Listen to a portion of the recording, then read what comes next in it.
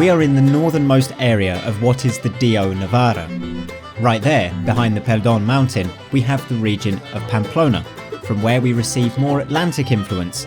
But this is a climate with a continental base. We are away from large bodies of water.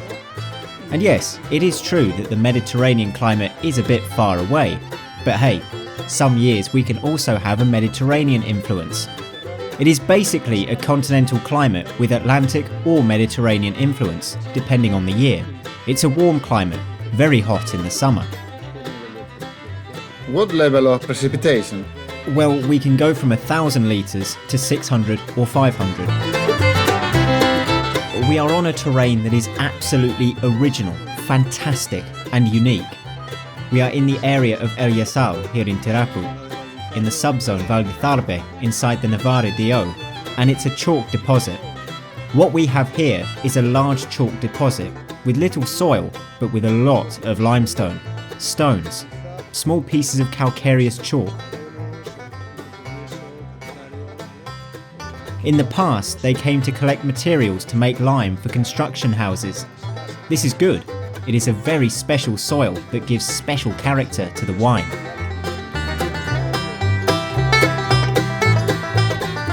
This particular vineyard is very special because these are centenary old bunch vines. This is your specialty. Seek to recover this type of ancient vineyards, particularly of Garnacha. Yes, well, my project has 4 legs, a little differentiated. And yes, the base is clearly always the Garnacha. The goal is to recover vineyards that might otherwise disappear. This is a centenary vineyard. Basically, what we do is an ancestral viticulture, manual viticulture. This is a non-mechanized vineyard. This is the only one that is worked with a horse. The others we do not plough. We just clean the wild vegetation around the vines. We work a lot with organic matter, eliminating herbicides. We try to work with a base of principles of regenerative agriculture. That is, we need to have a balance. Let there be life, let us have herbs. It helps us have more microorganisms that are able to exercise control over mildew. Mildew is the most significant problem that we have here in the vineyard.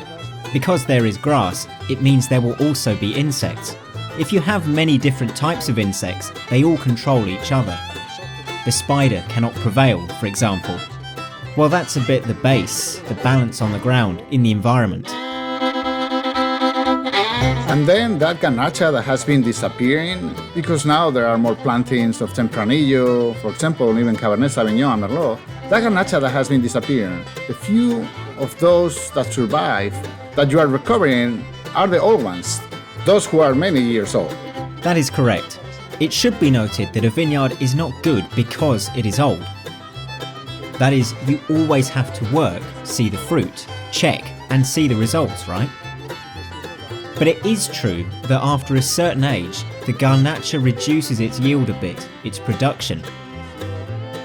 Garnacha is a variety that is very complicated because some years can give you a lot, or other years can give you fewer grapes. When you work in ecology, when organic matter falls on the ground, rainwater, it's not only used by the vine, but also by the rest of the plants growing around.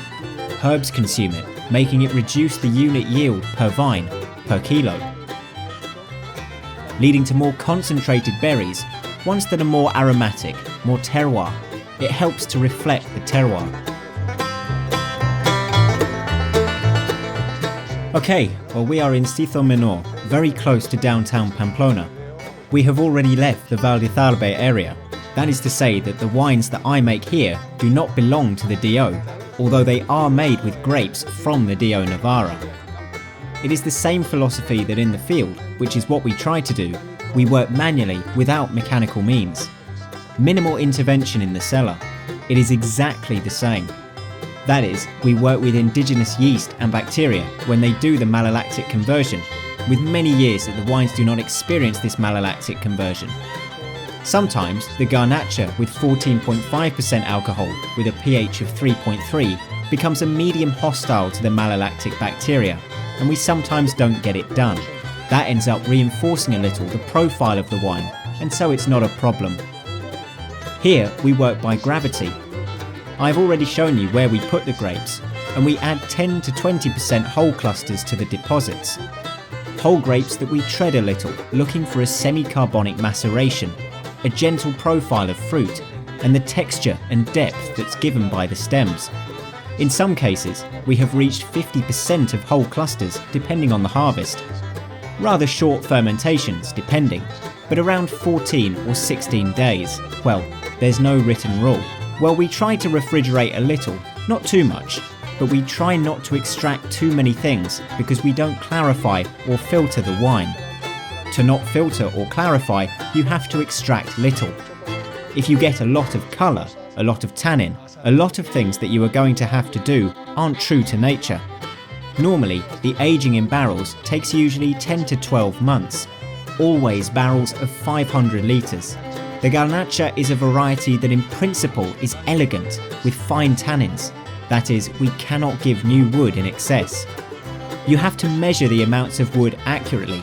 And yes, it is true that we work with jars. In many cases, we make a wine 100% from a jar. In some cases, we only use them partially. We also work with overflex tanks, which is a polypropylene material that greatly helps us develop the flavour in the mouth and preserves the fruit very well. We work with 54-litre demijohns. The demijohn is like a time capsule. It is a very reductive criantha system where we preserve the fruit and the freshness of the wine perfectly. In the end, it is important for me to find different criantha pathways and assemble everything.